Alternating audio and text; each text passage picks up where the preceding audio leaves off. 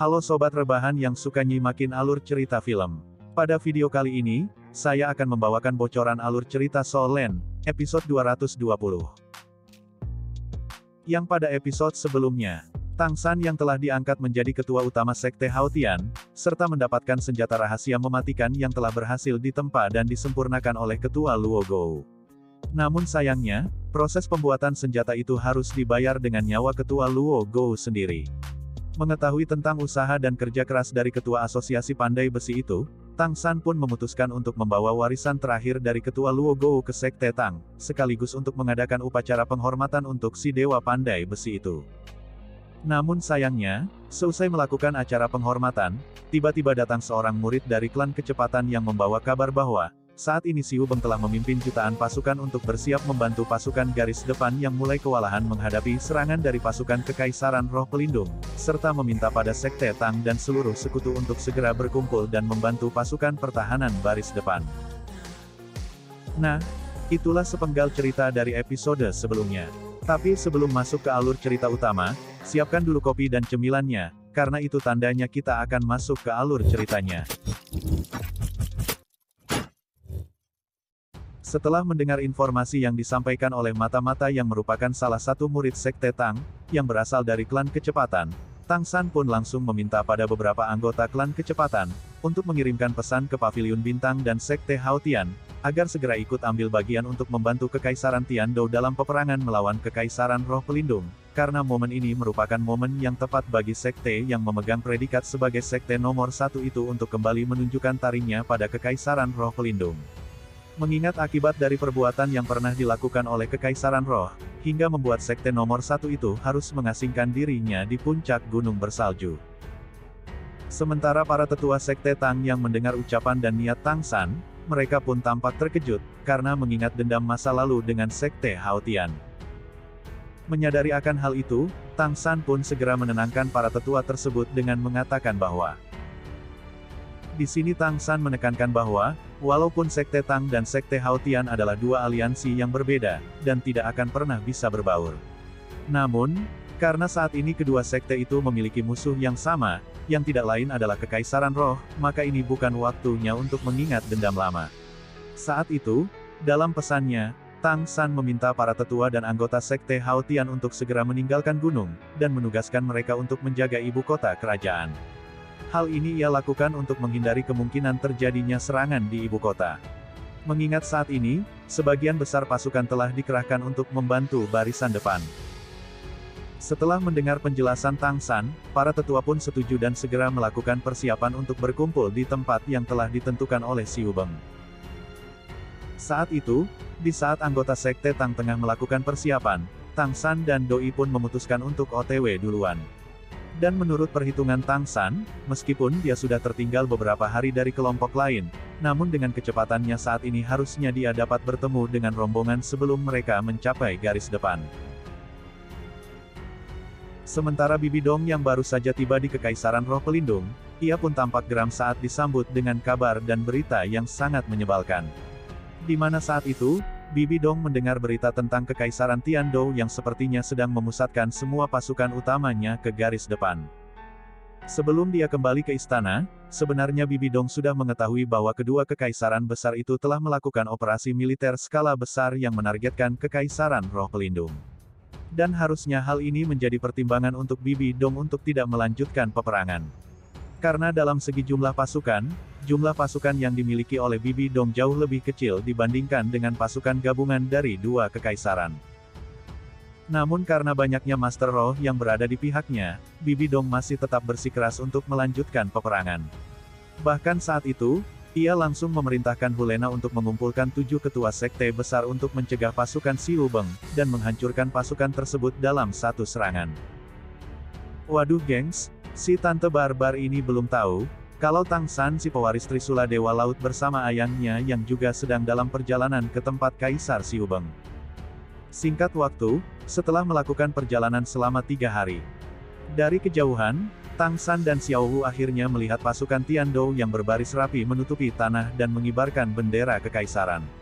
Dengan barisan rapi dari jutaan pasukan yang menggunakan baju besi tebal, membuat pemandangan dari barisan itu tampak seperti sungai baja yang sangat luas. Tampak pula saat itu, kavaleri berat dengan kuda yang mengenakan baju besi tebal yang juga berbaris rapi. Sementara prajurit kuat yang bertugas untuk pengamanan dan pengintaian, tampak membentuk pasukan infanteri berat di sisi kanan dan kiri. Melihat jumlah pasukan di bawah kepemimpinan Siu Beng yang layaknya sungai baja tak berujung, Tang San pun tersenyum, karena mengingat masa lalu Siu Beng yang dulunya adalah seorang bocah angkuh dan sombong, sekarang telah menjadi seorang kaisar yang bijak dan dapat melengkapi pasukan dengan jumlah sebanyak itu. Dengan ini Tang San bisa memastikan, di bawah kepemimpinan Siu Beng maka bisa dipastikan, Kekaisaran Tian Dou akan menjadi kekaisaran besar di benua Douluo. Mengingat akan hal itu, Tang San yang telah diakui sebagai guru oleh Siu Beng pun merasa bangga dengan apa yang dicapai oleh muridnya itu. Sedang asik menyaksikan perkembangan Siu Beng dari kejauhan, tiba-tiba kekuatan mental Tang San bereaksi akan adanya penyergapan. Dan benar saja, ketika Tang San memalingkan pandangannya, tampak sosok ilusi berbentuk burung yang melesat cepat menargetkan posisi Tang San dan Xiao Wu. Saat itu, Tang San yang telah terkepung dan dipaksa menyerah oleh sosok burung ilusi yang merupakan sebuah teknik yang hanya dimiliki oleh klan kecepatan, sontak ia pun tersenyum kecut, karena dikepung oleh murid sektenya sendiri. Di sini dijelaskan bahwa, sejak kepergian Tang San 5 tahun yang lalu, telah bermunculan murid baru yang bergabung dalam sekte Tang. Dan murid-murid baru ini sama sekali belum pernah melihat sosok dari ketua sekte yang tidak lain adalah Tang San. Dan saat ini mereka mengira bahwa, Tang San dan Xiao Wu adalah mata-mata dari Kekaisaran Roh, dan bersiap untuk menangkapnya.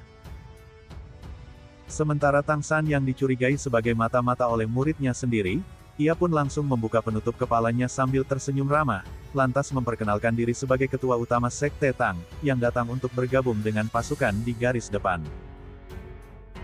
Mendengar penjelasan dari pemuda seperti Tang San, spontan murid-muridnya itu pun tak mempercayai ucapannya. Bagaimana mungkin, sekte Tang yang memiliki jumlah murid lebih dari 2000, mempunyai ketua yang semuda si Babang Tampan ini? Dalam imajinasi mereka berpikir bahwa, ketua utama sekte Tang adalah seorang kakek tua yang sudah bauh tanah, yang mungkin saat ini sedang bermeditasi. Sementara Tang San yang merasa semua penjelasannya tampak sia-sia, ia pun langsung menggelengkan kepala sambil mendesah pelan, dan diikuti cahaya murni kebiruan terpancar dari matanya, dan langsung menyelimuti para murid yang saat itu mengepungnya, hingga membuat mereka tidak dapat menggunakan kemampuan roh, serta kehilangan kendali atas diri mereka sendiri. Setelah dengan mudahnya menahan murid-murid durhaka yang kebanyakan dari mereka adalah Master Roh level 60, Tang San pun melepaskan lolongan panjang yang mengalir ke kejauhan. Di sela lolongan itu, tiba-tiba kekuatan mental Tang San mendeteksi adanya serangan dari ribuan pedang yang mengarah ke arahnya. Saat itu, Tang San pun langsung menyadari bahwa teknik serangan itu adalah milik Cheng Xin si Douluo pedang. Menyadari akan hal itu, tanpa pikir panjang, Tang San pun mengeluarkan Trisula Dewa Laut dan langsung memblokir serangan tersebut, hingga membuat suara gemuruh yang terdengar jelas oleh seluruh pasukan.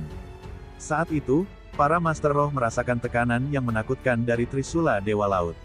Bahkan kekuatan luar biasa seperti Douluo pedang Chen Xin juga merasakan kekuatan mentalnya benar-benar ditekan, dan mengira bahwa Tang San adalah imam besar Kekaisaran Roh. Sementara Tang San yang telah memakai kembali tutup kepalanya, hingga membuat Chen Xin mengira Tang San adalah imam besar Kekaisaran Roh, atau lebih dikenal dengan sebutan Bibi Dong, dan bersiap menggunakan kekuatan penuhnya untuk menyerang Tang San. Hal ini ia lakukan karena takut, Tang San akan meluncurkan beberapa serangan skala besar pada tentara. Karena jika itu terjadi, maka bisa dipastikan Kekaisaran Tian Dou akan mengalami kerugian yang besar, bahkan saat perang belum dimulai. Namun, alangkah terkejutnya Chen Xin, ketika mengetahui, orang di balik tudung itu adalah Tang San, membuat kewaspadaan dan tekanan yang dia rasakan langsung menghilang, digantikan oleh keterkejutan yang luar biasa. Dia tidak pernah berpikir bahwa, orang yang bisa dengan mudah memblokir dua dari serangan habis-habisan tadi adalah Tang San. Mengingat belum lama ini, kembalinya 5 anggota Monster Strike telah memberi mereka kejutan yang sangat besar, hingga seringkali dipanggil dengan sebutan jenius yang tak tertandingi, yang hanya muncul sekali dalam 1000 tahun. Tapi, level 5 orang yang telah mengejutkan dunia Master Roh itu masih berada di bawah sosok pemuda yang ada di depannya. Tidak peduli apa yang dilakukan Tang San, namun jika dia belum mencapai tingkat judul Douluo, dia tidak akan mungkin bisa memblokir serangan dari seorang Master Roh dengan level 97. Sesaat kemudian, Terlihat Flander dengan avatar burung hantu bermata 4, Liu Erlong, serta 5 anggota Shrek Seven Devils, yang terbang di belakang Cheng Xing. Sementara Liu Erlong yang melihat Xiao Wu yang telah berhasil dihidupkan kembali oleh Tang San, ia pun langsung berlari dan memeluknya. Begitupun Zuking dan Nirongrong, yang langsung menitikan air mata saat melihat hal tersebut. Ketika semua orang sudah berkumpul, tatapan Tang San tanpa sadar mencari Grandmaster Xiu Gang. Mengetahui akan hal itu, Flander tersenyum, dan mengatakan bahwa Xiu Gang atau guru yang telah menempa Tang San hingga menjadi sosok kuat seperti saat ini, telah diangkat menjadi guru roh utama di Kekaisaran, yang peringkatnya satu tingkat di bawah Tang San yang merupakan guru dari Xiu Beng. Di sisi lain, Xiao Wu, Ning Rongrong, Zhu Zuking dan Liu Erlong masih menangis sambil memeluk Xiao Wu. Beberapa saat kemudian, pasukan dari Sekte Tang yang dipimpin oleh 4 ketua pun telah sampai di titik pertemuan, dan langsung membungkuk hormat di hadapan Tang San.